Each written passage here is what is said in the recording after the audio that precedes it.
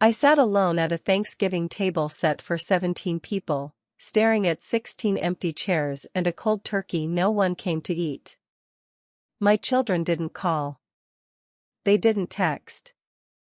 They didn't even tell me they weren't coming. That was the night something inside me finally broke. What they didn't know was that for 10 years, while they forgot I existed, I had been quietly holding something that could change all of our lives.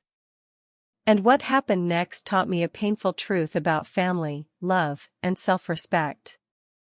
What you're about to hear isn't just a story about loneliness. It's a story about what happens when a mother spends years loving people who slowly stop seeing her.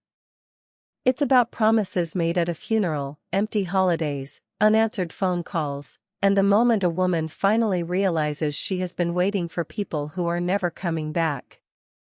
And before I continue, I'd love to know where you're listening from today. Leave your city or state in the comments. I always enjoy seeing how far these stories travel and who they reach. My name is Florence.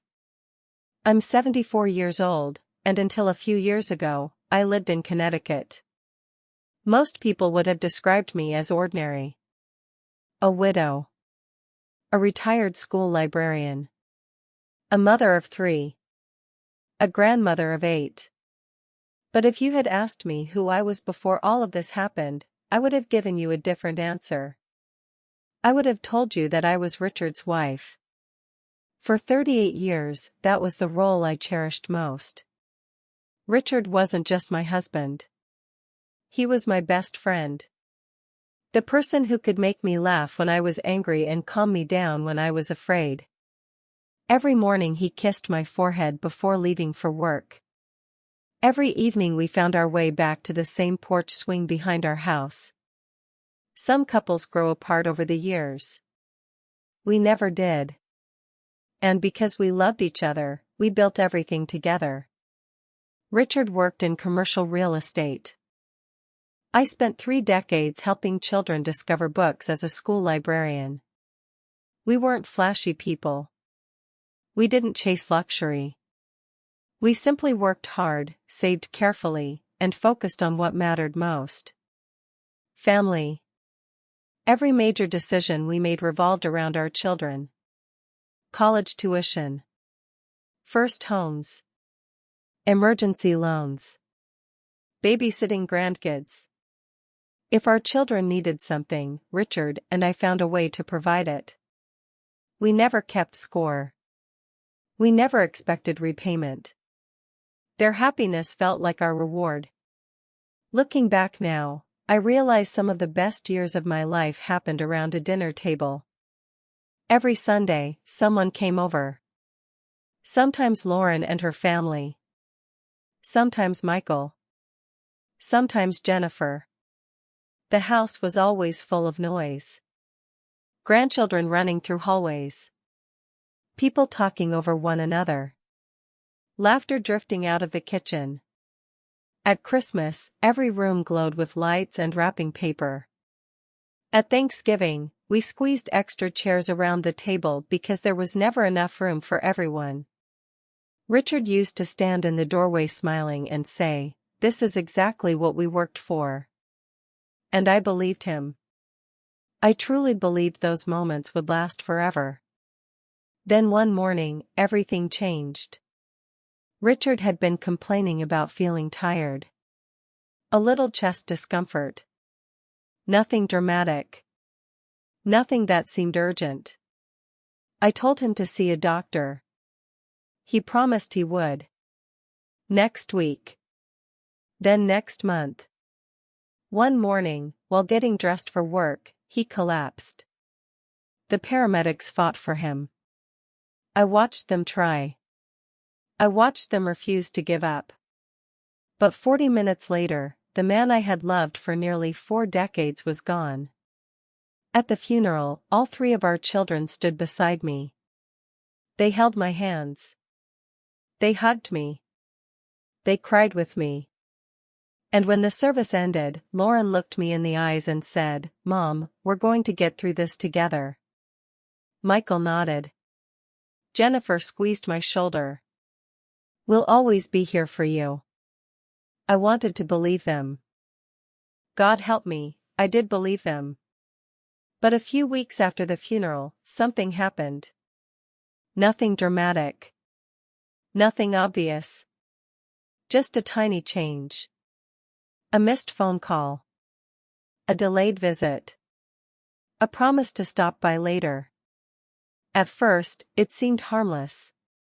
Looking back now, I think that was the first warning. The first crack in a foundation I believed could never break. For the first few weeks after Richard's funeral, my phone never stopped ringing. Mom, did you eat today? Mom, are you sleeping okay? Mom, call me if you need anything. Every morning there was a message. Every evening there was a check-in. I held my phone against my chest and thought, we really will get through this together. Then the calls became every other day. Then once a week. Then whenever they remembered. One afternoon I stared at my phone for 3 hours waiting for Jennifer to call. She never did. When I finally reached her, she sighed. Sorry, Mom. Things had just been crazy. My fingers tightened around the phone. Oh. Of course. That became everyone's answer. Busy. Tired. Next week. Soon. I started realizing something I didn't want to admit. People who want to see you find time. And yet I kept telling myself they would come back. I was wrong. Thanksgiving arrived. Our first Thanksgiving without Richard. I called Lauren. We're keeping it small this year, Mom. I called Michael. Sarah's family already made plans. Jennifer hesitated. I'm going to Boston with my in-laws. The line went quiet. So. You'll all be busy? Just this year, Lauren said. I made myself a small dinner and carried it to the dining room. Richard's chair sat across from me. Empty. The chair wasn't the painful part. The painful part was realizing nobody seemed to notice it was empty except me. I looked at his photograph beside the china cabinet. Just one holiday, I whispered. But somewhere deep down, a question had already started forming. What if it wasn't just one holiday? Christmas came 6 weeks later. I wrapped presents for every child. Every grandchild. I even labeled them with little handwritten tags like I always had. At 10 in the morning I checked the driveway. Nothing. No cars. At noon I checked again. Nothing. By evening the tree lights were reflecting off unopened gifts. I called Lauren. No answer. Michael texted. Sorry, Mom. Crazy day. Jennifer sent a heart emoji. A heart emoji. I stared at it until the screen went dark. The gifts stayed under the tree for months. Nobody ever came for them. And I began to wonder whether they missed me at all. The next year was Michael's birthday. I woke up early and baked his favorite chocolate cake. The same recipe I'd used since he was 5 years old. Then I drove 2 hours to surprise him. When I arrived, cars filled the driveway. People were laughing inside. Music played through the open window. I smiled and knocked. Michael opened the door. The smile disappeared from his face. Mom. What are you doing here? I held up the cake. It's your birthday. His eyes flicked behind him. This isn't really a good time. My stomach dropped. I'll only stay a few minutes. He stepped outside and pulled the door nearly shut behind him. We're mostly with Sarah's family today. Mostly. I looked past his shoulder. There were 20 people inside. None of them were me. I left the cake on the porch. As I walked back to my car, I realized something that hurt even more than rejection. My own son had become uncomfortable being seen with me. But that wasn't the worst part. The worst part came later. One evening I opened Facebook. A birthday party. A graduation. A family barbecue. Another holiday dinner. Photo after photo. Lauren smiling. Michael laughing. Jennifer holding the grandchildren. Everyone together. Everyone happy. Everyone present. Except me. I zoomed in on one picture. My granddaughter was blowing out candles. I hadn't even known there was a party. My chest tightened so hard I could barely breathe. For years I had worried about being forgotten. That night I saw proof. The family I spent my life building had learned how to celebrate without me. And a few weeks later, I finally decided to ask Lauren a question I had been afraid to hear answered. A few weeks later, I drove to Lauren's house. I told myself I wasn't going there to argue. I just needed an answer. She opened the door wearing workout clothes, car keys already in her hand. "Mom? Is everything okay? Can I come in for a minute?" She glanced over her shoulder. "I only have about 20 minutes. My stomach tightened. 20 minutes. For her mother. I stepped inside anyway. "Lauren. Did I do something wrong?" Her face changed immediately. "What do you mean? I never see you anymore. I never see the kids. I feel like I'm losing all of you." She crossed her arms. "Mom, you're being dramatic." The words hit harder than I expected. Dramatic? We all have lives. We have jobs. Kids. Responsibilities. I stared at her. "I know that. Then stop making us feel guilty." For several seconds I couldn't speak. I had come looking for understanding. Instead, I was being treated like a problem. As I walked back to my car, one realization followed me all the way home. The first person who made me feel unwelcome in my children's lives wasn't a stranger. It was my own daughter. And things only got worse. The following winter, I slipped on ice in my driveway. The pain shot through my arm so fast I nearly blacked out. At the emergency room, the doctor confirmed my wrist was broken. I called Lauren. Voicemail. I called Michael. No answer. Jennifer picked up. "I'll try to stop by later." Later never came. That night I sat alone trying to button my shirt with one hand. My wrist throbbed. The house was silent. I remembered how many nights I had stayed awake when my children were sick. How many emergency rooms I had rushed them to. How many broken bones I had helped them through. Now I couldn't get a glass of water without struggling. And not one of them showed up. I told myself it was bad timing. But I was starting to run out of excuses. A year later, I found a lump in my breast. The biopsy appointment was scheduled for a Thursday morning. I almost called the kids. Almost. Instead, I drove myself. The waiting room smelled like coffee and disinfectant. Women sat beside husbands. Daughters held their mothers' hands. I sat alone. When the nurse called my name, my knees nearly gave out. I kept looking at my phone. Nothing. No messages. No calls. No one even knew where I was.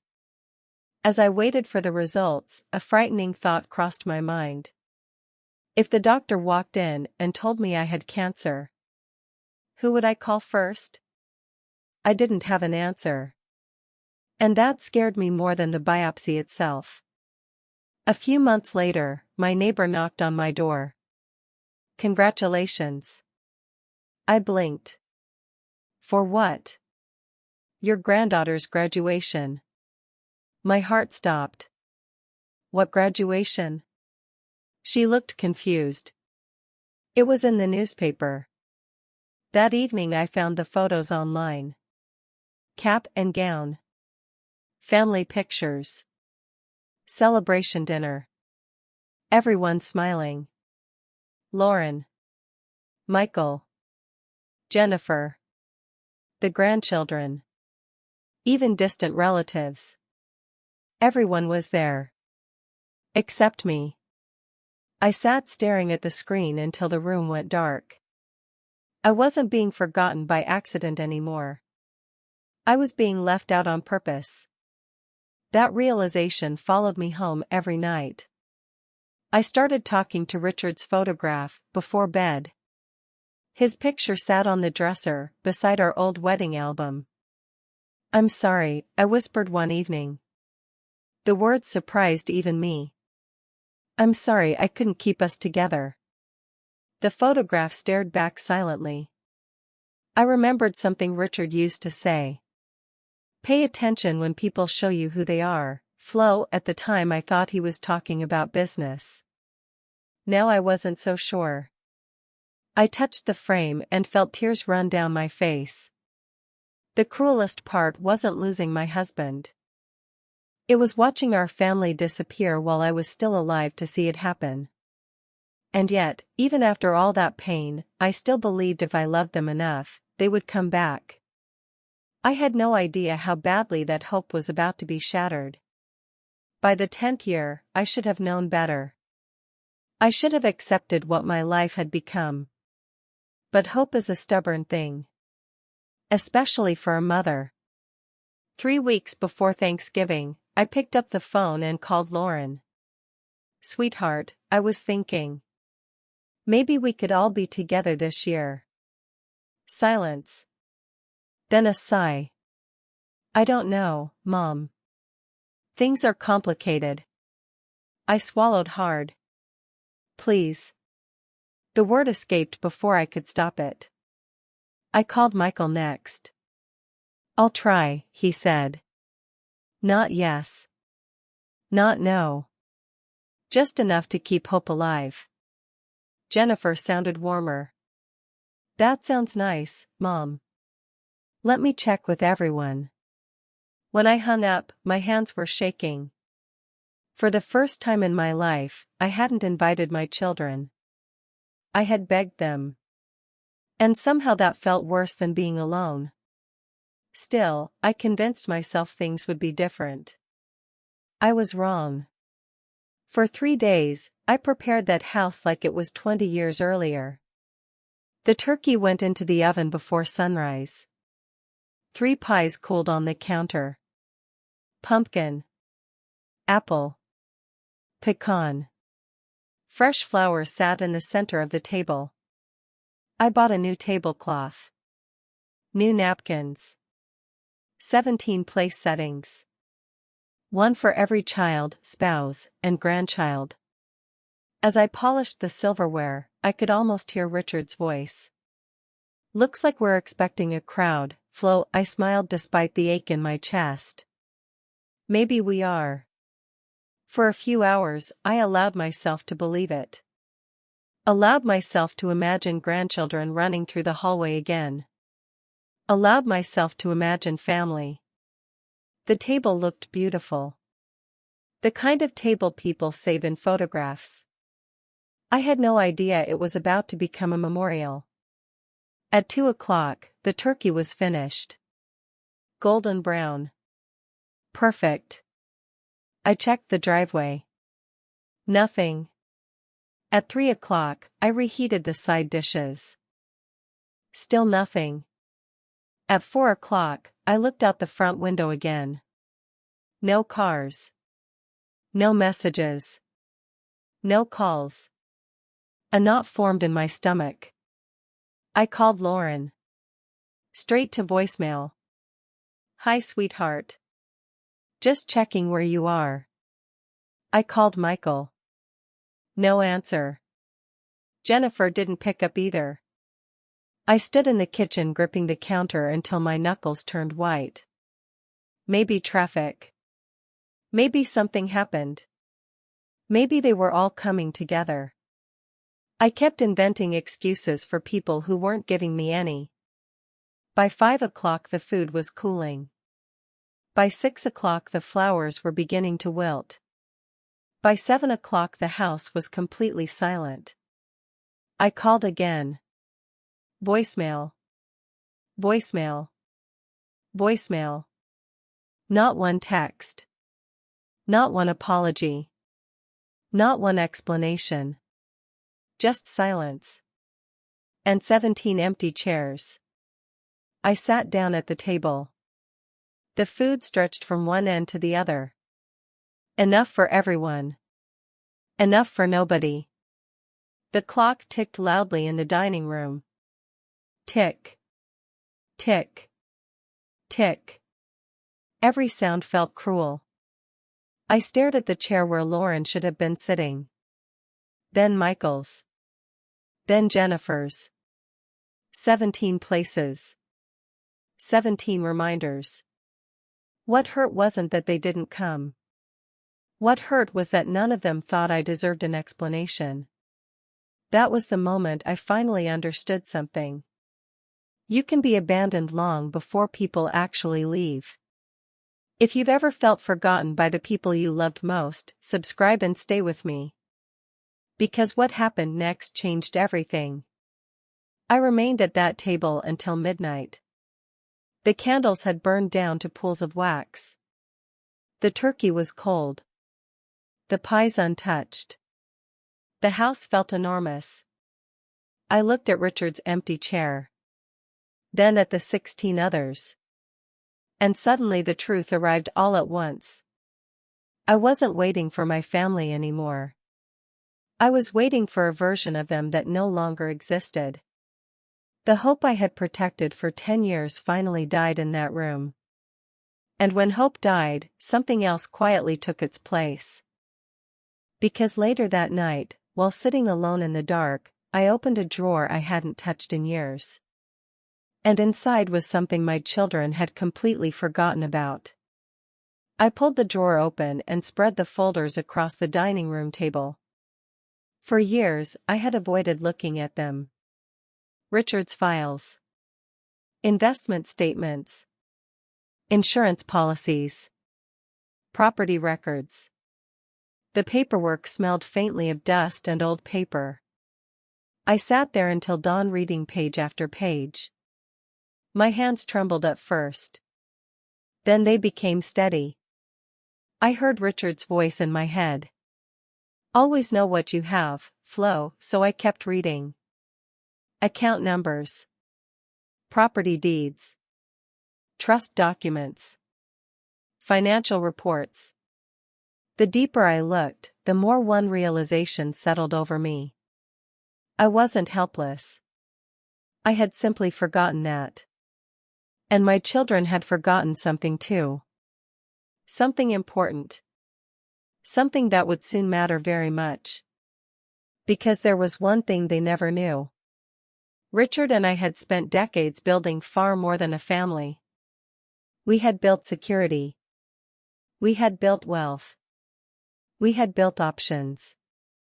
They saw a retired librarian living quietly in Connecticut. They didn't see the commercial properties. They didn't see the investment accounts. They didn't see the assets that had continued growing year after year. Most of all, they didn't see the woman managing every piece of it after Richard died. For 10 years they treated me like someone whose life had stopped. Meanwhile, my life had been moving in ways they never bothered to notice. And the more I reviewed those documents, the more a question formed. Why was I still holding on to a life that nobody else seemed to value? Then another truth surfaced. One that hurt.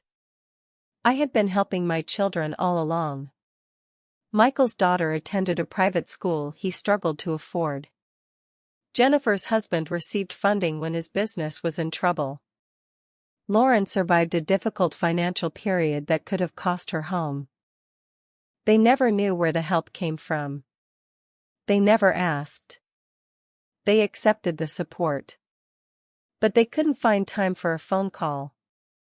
That was the moment something inside me hardened. Not into anger. Into clarity. The next morning I called Gerald. Richard's attorney. His friend for 30 years. "Gerald," I said. "Yes, Florence? I think it's time." A pause. Then a quiet question. "Are you sure?" I looked around the empty house. At the silent dining room. At 17 untouched place settings still sitting on the table. For 10 years I had been waiting for my family to come back.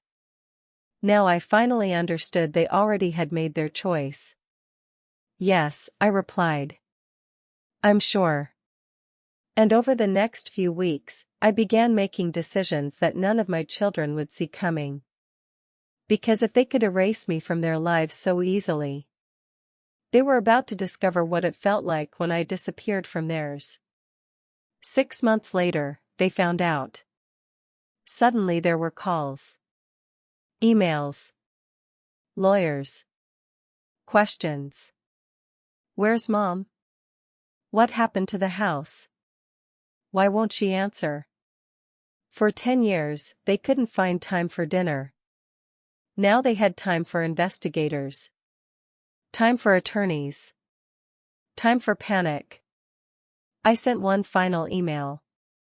"You forgot me long before I left. The difference is that now I've stopped waiting.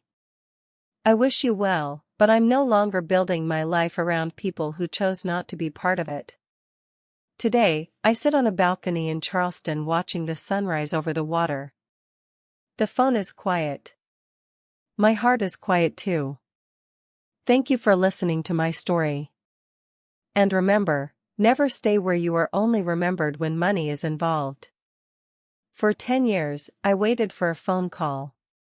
A visit. A reason to believe I still mattered. It never came. But the moment they thought something valuable might be gone, they started searching for me. And that's the part that still hurts. Not because they wanted what I had. Because it proved they always knew how to find me. They just chose not to. Because the saddest part wasn't that they forgot me. It was realizing they remembered me perfectly when they thought there was something to lose.